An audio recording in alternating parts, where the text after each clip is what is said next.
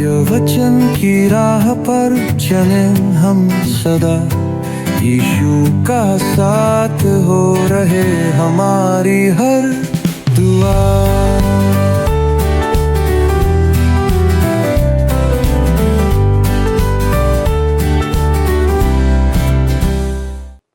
प्रिय मित्रों, आप सभी को स्नेह भरा नमस्कार तथा आज के सत्य वचन प्रसारण में आपका स्वागत है।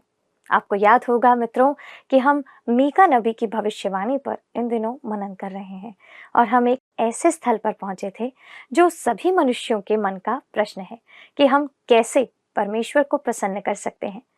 आज हम उसी बात पर आगे बढ़ते हुए 6वें अध्याय के 8वें पद से देखेंगे कि परमेश्वर मनुष्य से क्या चाहता है या क्या अपेक्षा रखता है। दोस्तों, सभी मनुष्यों के लिए परमेश्वर का यही वचन है कि हम इसके अनुसार ही जीवन व्यतीत करें। तो चलिए मित्रों, अपने अध्ययन में आगे बढ़ते हैं और उस बात को जानते हैं जो परमेश्वर का वचन कहता है। मित्रों, आप सभी को प्रेम भरा नमस्कार और सत्य वचन बाइबल अध्ययन में एक बार फिर से आपका स्वागत है। दोस्तों, हम मीका की भविष्यवाणियों का अध्ययन करते हुए देख रहे थे कि इस्राएल पूछता है कि उसने व्यवस्था के अनुसार सब कुछ किया, क्या अब परमेश्वर उनसे उनके पहलौठों की भी बलि चढ़ाने की अपेक्षा करता है?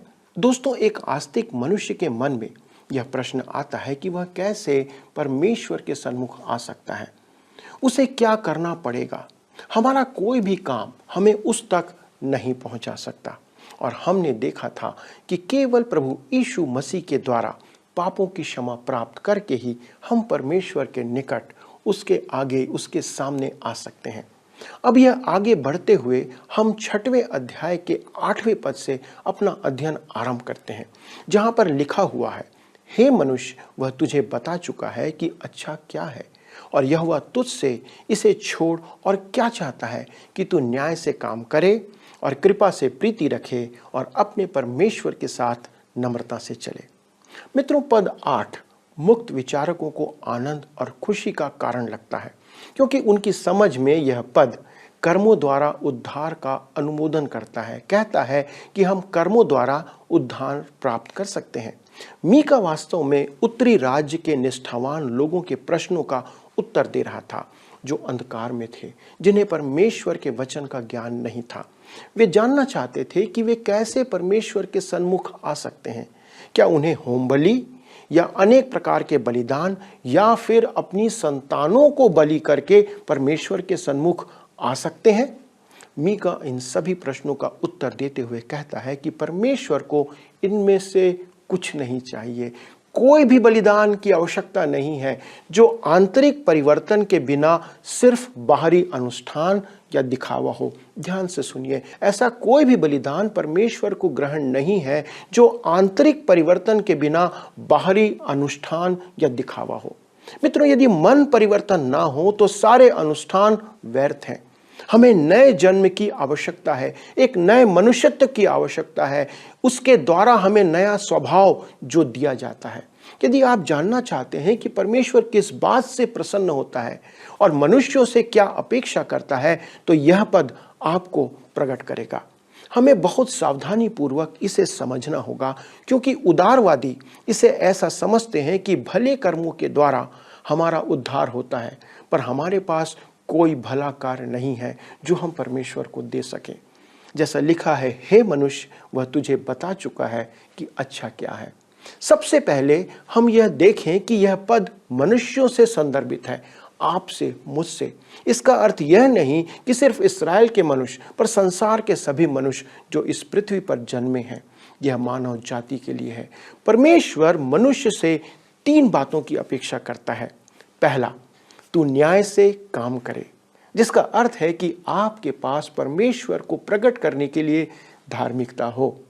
आप एक धर्मी मनुष्य बने, लोगों के साथ आपका व्यवहार अच्छा और उचित हो, आप ईमानदार और सच्चे मनुष्य के रूप में परमेश्वर के सन्मुख पाए जाएं। दूसरा, कृपा से प्रीति रखें, यह कि आप न केवल परमेश्वर की कृपा या दया से प्रेम रखें, पर आप स्वयं दूसरों के प्रति दयालु बने रहें। और तीसरा है, अपने परमेश्वर के साथ नम्रता से चलें। दोस्तों, आप इन तीनों कार्यों को कैसे पूरा कर सकते हैं, कैसे संपादित कर सकते हैं? क्या आप अपनी सामर्थ्य से ऐसा कर सकते हैं? क्या आप परमेश्वर की सहायता के बिना ऐसा कर सकते हैं? क्या आप परमेश्वर के द्वारा दिया गया उद्धार को प्राप्त किए बिना ऐसा कर सकते हैं? दोस्तों, यदि आप ऐसा सोचते हैं तो मैं बहुत ही कठोर शब्दों का प्रयोग करते हुए आपसे कहूंगा कि आप एक ढोंगी हैं और आप ढोंग का जीवन जी रहे हैं। आप यह ना कहें कि आप परमेश्वर की सामर्थ्य के बिना एक नैतिक जीवन जी सकते हैं। मित्रों, आप ऐसा नहीं कर सकते, जिसका उत्तर बहुत सरल है। ये सब पवित्र आत्मा के कार्य और उसका फल है। जैसा गलातियों की पत्री में 5 अध्याय 22 और 23 में लिखा हुआ है, पर आत्मा का फल प्रेम, आनंद, शांति, धीरज, कृपा, भलाई, विश्वास, नम्रता और संयम है। ऐसे ऐसे कामों के विरोध में कोई भी व्यवस्था नहीं। दोस्तों, मीका ने जिन 3 बातों का उल्लेख यहाँ किया है, वे सभी एक विश्वासी के जीवन में पवित्र आत्मा के फल हैं, उसके कार्य हैं। हम में से किसी के जीवन में ये गुण बिना पवित्र आत्मा के नहीं आ सकते। आइए अब हम नए नियम में इन बातों को देखें कि वहां पर नया नियम इस विषय में क्या कहता है। प्रेरितों के काम 15 अध्याय में हम एक ऐसे मनुष्य की बात पर गौर करते हैं जो व्यवस्था के अधीन था, और जब चेले इस बात पर निर्णय कर रहे थे कि उद्धार पाने के लिए अन्य जाति विश्वासियों को व्यवस्था का पालन करना अनिवार्य है या नहीं, तब शमौन पतरस उठ खड़ा हुआ और कहने लगा, प्रेरितों के काम 15 अध्याय 11 पद, हाँ, हमारा यह निश्चय है कि जिस रीति से वे उद्धार पाएंगे उसी रीति से हम भी पाएंगे। उसने ऐसा क्यों कहा था? क्योंकि उसने उसके पहले पद 10 में इस बात को कहा था, प्रेरित 15 का 10, तो अब तुम क्यों परमेश्वर की परीक्षा करते हो कि चेलों की गर्दन पर ऐसा जुआ रखो जिसे ना हमारे बाप दादा उठा सकते थे और ना हम उठा सकते हैं। पतरस कह रहा था कि मैं तो व्यवस्था के अधीन जीवन जी रहा था, तब भी मैं सिद्ध नहीं हो पाया। परमेश्वर पौलुस प्रेरित के द्वारा इसे और स्पष्ट करते हुए रोमियो की पत्री 8 अध्याय के 5 से 9 पद में इस बात को कहता है, क्योंकि शारीरिक व्यक्ति शरीर की बातों पर मन लगाते हैं, परंतु आध्यात्मिक आत्मा की बातों पर मन लगाते हैं। शरीर पर मन लगाना तो मृत्यु है, परंतु आत्मा पर मन लगाना जीवन और शांति है। क्योंकि शरीर पर मन लगाना तो परमेश्वर से बैर रखना है, क्योंकि ना तो परमेश्वर की व्यवस्था के अधीन है और ना हो सकता है। और जो शारीरिक दशा में है वे परमेश्वर को प्रसन्न नहीं कर सकते, परंतु जबकि परमेश्वर का आत्मा तुम में बसता है तो तुम शारीरिक दशा में नहीं परंतु आत्मिक दशा में हो। यदि किसी में मसीह का आत्मा नहीं तो वह उसका जन नहीं। जैसा हमने पढ़ा, जो शारीरिक दशा में है वे परमेश्वर को प्रसन्न नहीं कर सकते। मित्रों, परमेश्वर का आत्मा कैसे आप में वास करता है? प्रभु यीशु मसीह ने यूहन्ना के सुसमाचार के 3 अध्याय में इस बात को कहा था, तुझे नए सिरे से जन्म लेना आवश्यक है। आप प्रभु यीशु को ग्रहण करने के द्वारा से नया जन्म पाते हैं। यही बात यूहन्ना 1 अध्याय के 12 पद में भी लिखा हुआ है, परंतु जितनों ने उसे ग्रहण किया उसने उन्हें परमेश्वर की संतान होने का अधिकार दिया, अर्थात उन्हें जो उसके नाम पर अर्थात यीशु के नाम पर विश्वास रखते हैं। रोमियो की पत्री के 9वें अध्याय के 9 से 18 पद में पौलुस मनुष्य की उसी स्थिति को हमारे सामने प्रकट करता है। वह मनुष्य को दोषी प्रकट करने के लिए उसे परमेश्वर के न्याय के स्तर के सामने लेकर के आता है। तब वह उसे परमेश्वर के चिकित्सालय में लाता है और दिखाता है कि वह पाप से ग्रस्त है, एक मनुष्य कैसे पापी है। और वास्तव में वह प्रकट कर रहा था कि मनुष्य मरी हुई दशा में है, परमेश्वर से अलग है। इफिसियों 2 अध्याय के 1 पद में लिखा है, अपने अपराधों और पापों के कारण मरे हुए थे। दोस्तों, कोई भी मनुष्य, चाहे वह कोई भी क्यों ना हो, वह परमेश्वर के समक्ष जा नहीं सकता। परमेश्वर को धार्मिकता चाहिए और हम उस स्तर पर कभी नहीं आ सकते अपने प्रयासों से। जैसा पौलुस ने रोमियो 3 उसके 10 में भी कहा है, कोई भी धर्मी नहीं, एक भी नहीं। आप कह सकते हैं कि यह तो नए नियम की बात है, पर मेरे मित्रों पौलुस यहाँ पुराने नियम का भी संदर्भ दे रहा है। जैसा भजन संहिता 14 अध्याय के पहले पद में लिखा हुआ है, मूर्ख ने अपने मन में कहा कोई परमेश्वर है ही नहीं, वे बिगड़ गए, उन्होंने घिनौने काम किए हैं, कोई सुकर्मी नहीं। हमारे बारे में परमेश्वर का यही विचार है मित्रों। पर परमेश्वर यह भी कहता है कि हमें धार्मिकता में आना है, धार्मिकता को प्राप्त करना है। पर हम कैसे स्वयं को धर्मी बना सकते हैं, यह प्रश्न है। आगे चलकर पौलुस रोमियो की पत्री 3 अध्याय के 11 पद में इस बात को कहता है, कोई समझदार नहीं, कोई परमेश्वर का खोजने वाला नहीं। दूसरे शब्दों में वह कहता है कि अपनी बुद्धि के अनुसार चलने वाला भी कोई नहीं है। यदि आप मसीह नहीं हैं तो भी क्या आप अपने आदर्शों के, नैतिकता के अनुसार जीवन जी रहे हैं? क्या आपने अपने लक्ष्यों को प्राप्त कर लिया है? क्या आप अपने जीवन में उस स्तर पर पहुंच गए हैं कि आपको अपने जीवन से संतोष प्राप्त हो रहा है? क्या मैं कह सकता हूं कि कोई समझदार नहीं है, कोई परमेश्वर का खोजने वाला नहीं है? दोस्तों आगे भजन संहिता 14 अध्याय में 2 और 3 पद में यही विचार प्रकट किया गया है। परमेश्वर ने स्वर्ग में से मनुष्यों पर दृष्टि की कि देखें कोई बुद्धिमान, कोई परमेश्वर का खोजी है या नहीं। वे सब के सब भटक गए, वे सब भ्रष्ट हो गए, कोई सुकर्मी नहीं, एक भी नहीं। दोस्तों ऐसे अनेक पद पुराने नियम में दिए गए हैं। परमेश्वर को धर्मी जन की आवश्यकता है, परंतु पुराना नियम अति स्पष्ट कहता है कि हम परमेश्वर के निकट धार्मिकता नहीं दिखा सकते, क्योंकि हमारे पास धार्मिकता है ही नहीं। अब क्योंकि कोई धार्मिकता हमारे पास नहीं है, इसलिए हमें अपने जीवन में परिवर्तन लाना होगा, एक चेंज लाना होगा, जो कि रोमी 4 अध्याय के 25 में प्रभु यीशु मसीह के विषय में लिखा हुआ है। क्या कहता है? वह हमारे अपराधों के लिए पकड़वाया गया और हमारे धर्मी ठहरने के लिए जिलाया भी गया। दोस्तों प्रभु यीशु मसीह हमारे धर्मी ठहराए जाने के लिए जिलाया गया कि हम धर्मी ठहराए जाएं और परमेश्वर के पवित्र आत्मा के द्वारा अपने जीवन में धार्मिकता के फल उत्पन्न करें। जैसा हमने पहले पढ़ा था, कृपा से प्रीति रखें। हमारे मानव हृदयों में वह कृपा नहीं है। हम अपने अपराधों और पापों में आज मरे हुए हैं। इस कारण पौलुस 3 अध्याय में जो रोमियो का है उसके 12वें पद में कहता है, सब भटक गए हैं, सब के सब निकम्मे बन गए हैं, कोई भलाई करने वाला नहीं, एक भी नहीं। दोस्तों आज मनुष्य की यही दशा है। यही कारण है कि यशायाह 53 उसके 6 पद में कहता है, हम तो सब के सब भेड़ों के समान भटक गए थे, हम में से हर एक ने अपना अपना मार्ग लिया और यहोवा ने हम सबों के अधर्म का बोझ उसी पर लाद दिया। जाहिर है हम सभी में यह अधर्म है, नहीं तो यशायाह ऐसा नहीं कहता। इसलिए आइए जब हम मीका के इस कथन को पढ़ें जो कहता है कि अपने परमेश्वर के साथ नम्रता से चलें, तो हम ढोंगी ना बने, ढोंग ना करें, अपने जीवन में वास्तविकता में आ जाए। कोई परमेश्वर का खोजने वाला नहीं है और हम अपने तरीके से ही उसके पास अक्सर आना चाहते हैं। दोस्तों मैं बहुत विनम्रता से यह कहता हूँ कि कुछ लोग चौकन्ने हों और आज नींद से जाग जाएं।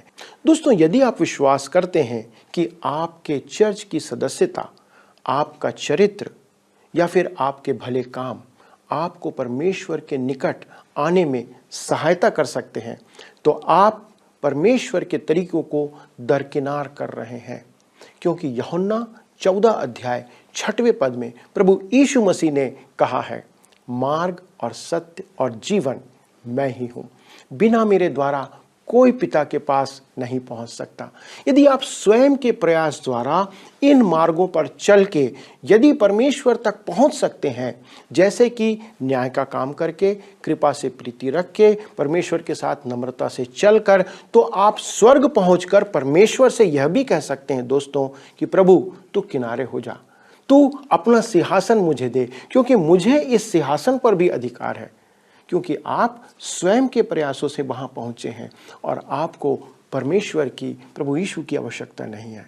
पर मेरे मित्रों, परमेश्वर कहता है कि वह अपनी महिमा किसी के साथ साझा नहीं करता, और मेरे विचार में वह अपना सिंहासन भी आपके साथ या किसी मनुष्य के साथ कभी साझा नहीं करेगा।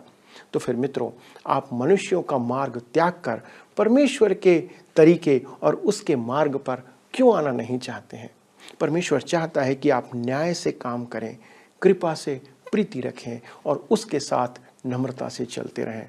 पर आप ऐसा करके किसे मूर्ख बना रहे हैं कि यह काम आप अपने स्वभाव से कर रहे हैं? मित्रों, ऐसे पद हमें प्रकट करते हैं कि हम वास्तव में क्या हैं, किस स्थिति में हैं। कुछ लोग विनम्र और भले होने के लिए स्वयं को ही शाबाशी देते हैं, खास तौर पर रविवार के दिन जब वे विनम्र और प्रेमी दिखाई देते हैं, जबकि वे परमेश्वर के निकट आए ही नहीं होते हैं, उनका परमेश्वर के साथ संबंध ही नहीं है, परंतु वे प्रकट ऐसा करते हैं। आप कैसे ऐसे ढोंग पर ढोंग करते जा सकते हैं मित्रों? क्या आप परमेश्वर के साथ ईमानदार नहीं बन सकते?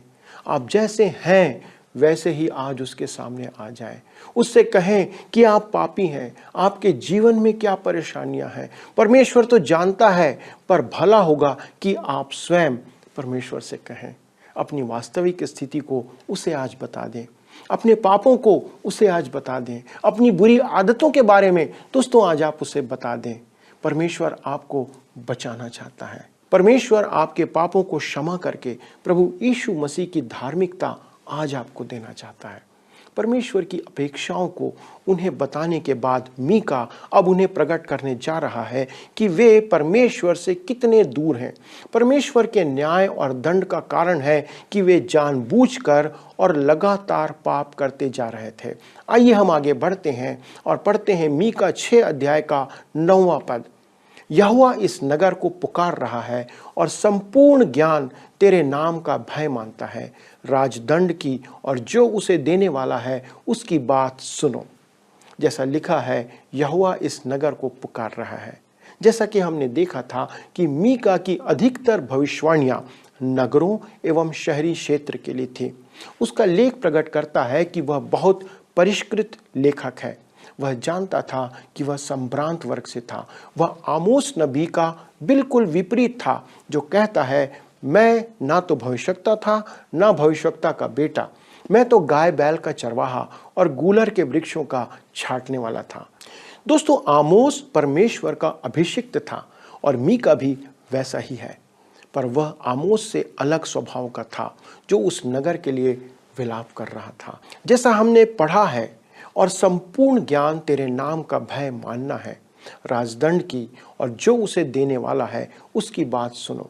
दोस्तों, यह राजदंड न्याय करने के लिए है, जैसा हम भजन संहिता 2 अध्याय के 9वें पद में पढ़ते हैं। लिखा है, तू उन्हें लोहे के डंडे से टुकड़े टुकड़े करेगा, तू कुम्हार के बर्तन के समान उन्हें चकनाचूर कर डालेगा।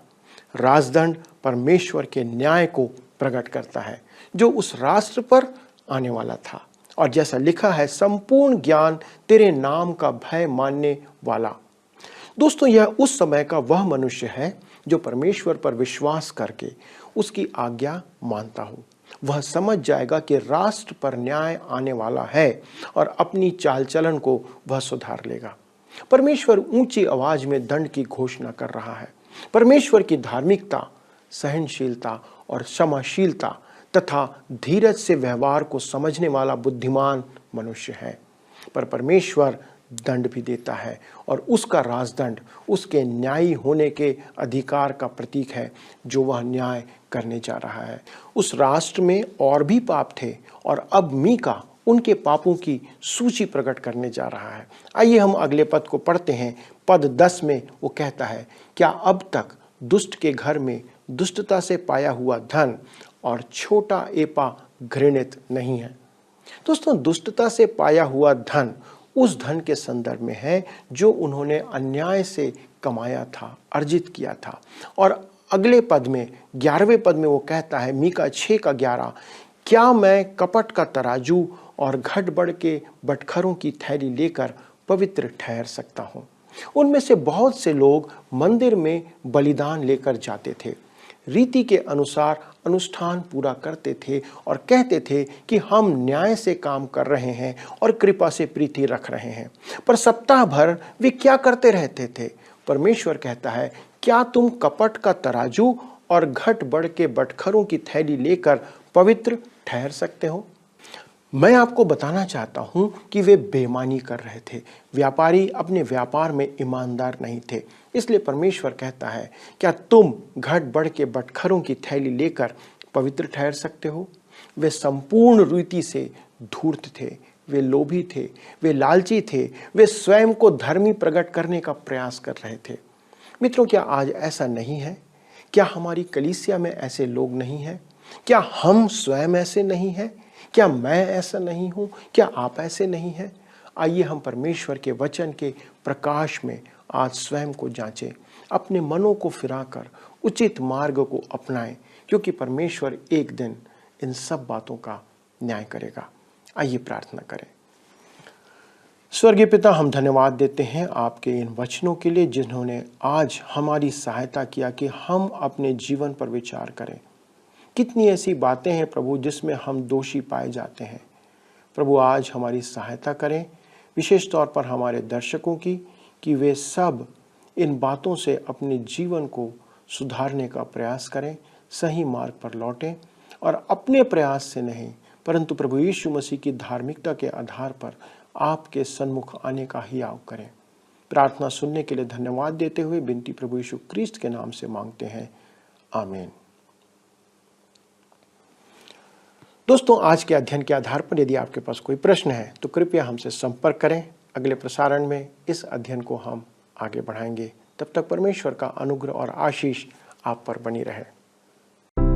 आइए अब हम प्रश्नों को देखें। पिछले प्रश्न का उत्तर है सी। आहाज। दक्षिणी राज्य यहूदा के राजा आहाज ने अपनी संतान की नरबलि दी थी। आज के अध्ययन पर आधारित प्रश्न है, राजदंड परमेश्वर के खाली स्थान को प्रकट करता है। ए प्रेम, बी न्याय, सी दया, डी अधिकार। मित्रों, इस प्रश्न का उत्तर हमें कल सुबह 6 बजे से पहले विकल्प ए, बी, सी या डी के साथ अपना नाम, पता, स्थान के साथ 9651433397 पर SMS या WhatsApp करें। दोस्तों, क्या आपने सुना कि परमेश्वर सभी मनुष्यों से क्या चाहता है?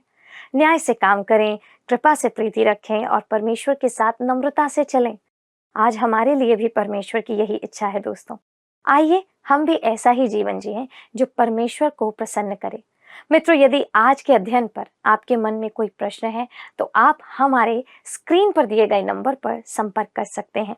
आपका एक फ़ोन और SMS हमें बहुत प्रोत्साहित करेगा। अगर आपको आज का कार्यक्रम पसंद आया और इसे पुनः देखना चाहते हैं तो हमारे YouTube चैनल वर्ड रिसाउंड्स टुडे पर दोबारा देख सकते हैं। अगले प्रसारण में आपसे फिर मुलाकात होगी। तब तक प्रभु आपको शांति दे, आपके साथ बने रहे। धन्यवाद। क्या आपको यह कार्यक्रम पसंद आया? अभी हमें एक मिस कॉल करें और आप अगले विजेता हो सकते हैं।